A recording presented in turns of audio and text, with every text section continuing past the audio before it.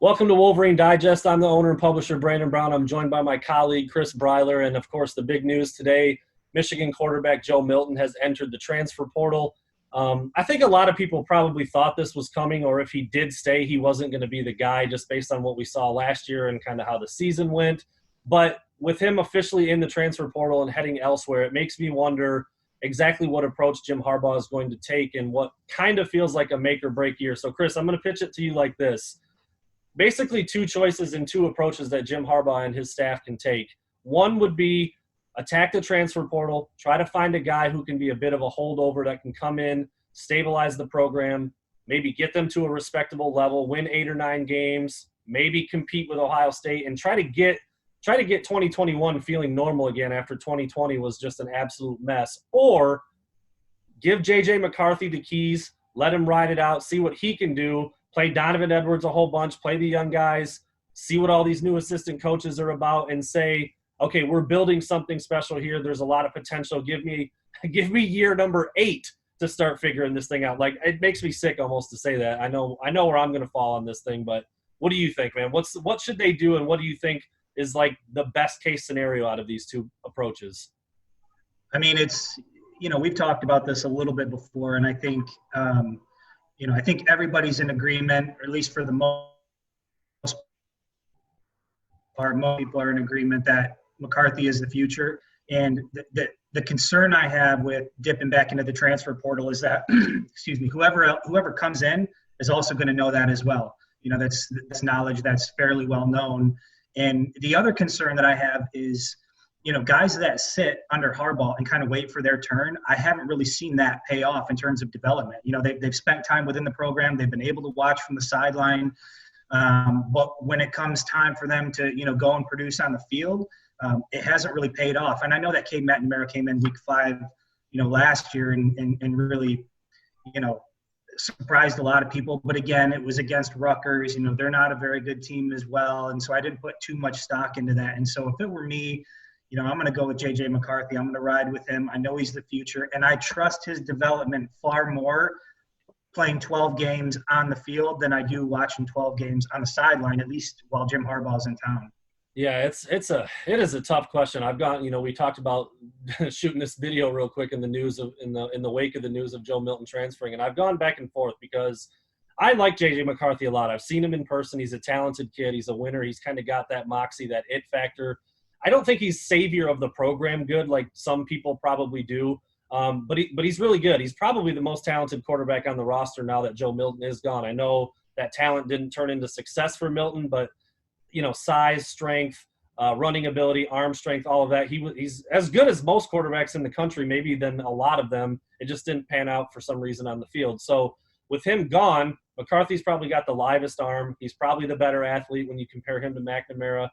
Obviously, no experience with Dan Villari. We don't even know what to expect really with him. He was kind of an afterthought in the 2020 class. It's just neither situation is ideal. I know the one name that keeps kind of popping up for me if Michigan does go back to the transfer portal is Tyler Shuck. He was a big-time recruit for Michigan.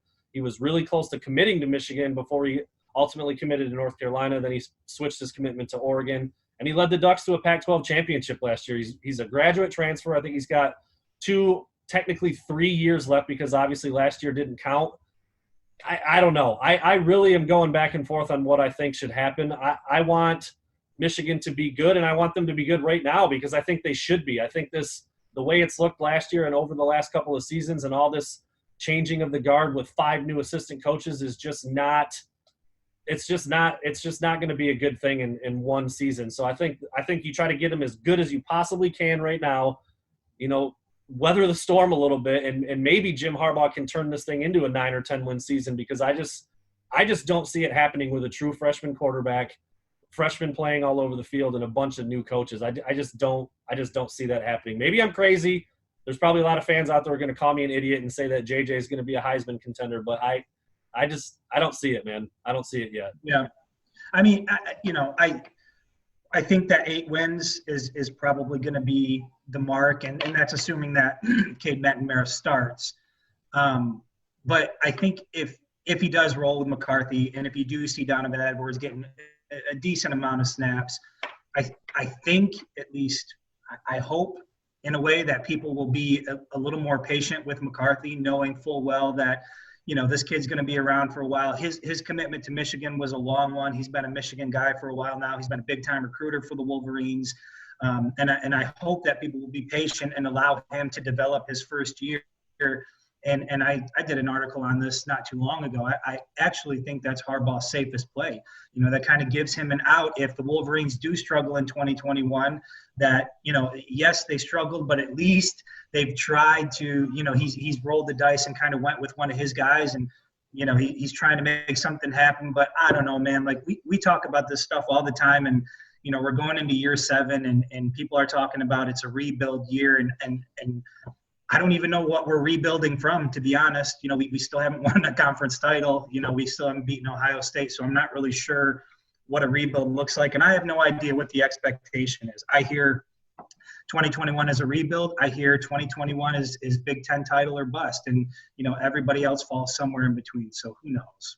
I know I hear you say a couple of things like rebuild and it gives Jim Harbaugh an out. I'm like, year 7, guys. Year 7. That's what we're talking about. I just, and – I tweeted this out earlier. The quarterback situation has been a weird one since Jim Harbaugh got to Ann Arbor. I mean, sure, not when it's happening, but now you look back on 2015 with Zach Gentry moving to tight end, Alex Malzone transferred, and then Brandon Peters is transferred, and then Dylan McCaffrey has now transferred, and now Joe Milton has, like, none of the guys that he's brought in are staying and turning into anything, and it's just really strange because of Harbaugh's personal track record, what he was as a quarterback, what he's done with other quarterbacks at other stops. And I mean, that seems to be his area of expertise. And now, by the way, now this year he's back to coaching the quarterbacks a little bit more hands-on. So we'll see if that makes a big difference, because it's been rocky at best at the quarterback spot since Jim Harbaugh got back to Michigan. So we'll talk more about this. Spring football is just a couple of days away, starts on Monday.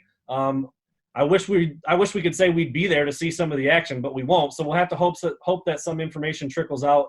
I would assume we'll get to talk to the coaches a little bit, but until then, we'll see what happens with J.J. McCarthy, who's already on campus, Cade McNamara, and Dan Villari. I mean, I know a lot of people are kind of writing him off, but when you look at that room, it's not like McNamara or McCarthy has a head and shoulders lead for any real reason. So I think you've just got to kind of roll the balls out there and see what happens. And I really don't know if I can come to a conclusion. It sounds like you would say McCarthy for sure. Is that accurate? Just give him a shot. Yeah, I mean, I would say McCarthy for sure. I'd say roll with him. I believe he's the future. And like I said, I just don't trust him on the sideline for a year in terms of development. If I had a choice, I want him to return in 2022 with a full year of on-field experience under his belt. I think that gives the Wolverines the best shot moving forward. I don't hate that idea. I don't, but I just think I think in a make or break year, a bunch of new assistants playing some young guys, I just don't know if that's the move. It's not a make or break year. I don't know if there are any make or break years for Harbaugh in Ann Arbor. Sure, that's a fair point. That is another argument. That's another argument for another day. But thanks for listening. Keep it locked at WolverineDigest.com. We'll have more news as spring football starts on Monday.